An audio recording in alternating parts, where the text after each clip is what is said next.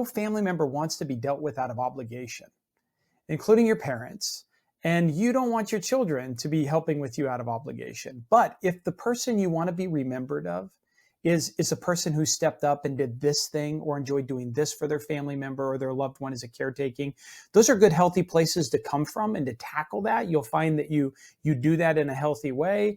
And those things that you don't want to do, there are great qualified people that want to go do those things. They're really good at it. They find joy in their life providing those services and helping their.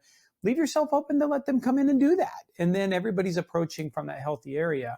I hear a lot of that in yourself, that's that loving yourself that way, and especially my faith is, I have a Christian faith as well. And that Catholic Christian faith for me says, love your neighbor as yourself, understanding that as well, coming at something not out of pity or out of that obligation, but instead out of that desire of what it is you're going to pour into.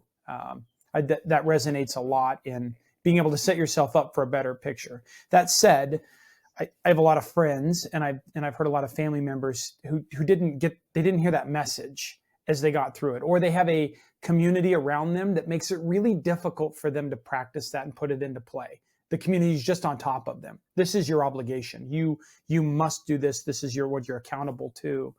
And in those cases, what can you do to start processing some of that at the backside, that responsibility when it gets thrown on you and you struggle off of that? Because that seems to be a very normal struggle that we hear a lot of people with, and probably because it's not a normal thing we're supposed to be. It's just something that we kind of have on us. How can you help us with that? Okay, so there's this fabulous term that I heard that applies to the workplace and it applies in our caregiving experience, and that is illegitimate tasks. So tasks we have to do that are unreasonable and unnecessary. You could say every piece of caregiving includes something like that. Why do I have to keep calling the doctor? Why is it so difficult to work with the discharge planner and hospital discharge day? Part of that is what we deal with every day. There's always something unnecessary. There's always something that we feel like this is just not logical. So I think if we have this idea of, okay, this is totally not fair, and I'm going to be okay with it. It's not fair. And I also think we have to be aware of when we are giving to get. And that can happen sometimes during our caregiving experience. I'm giving help to my parents who were not necessarily great parents, let's say, for instance, because I want to get love from them. I want to get approval from them. And if they haven't before, chances are they're not going to now.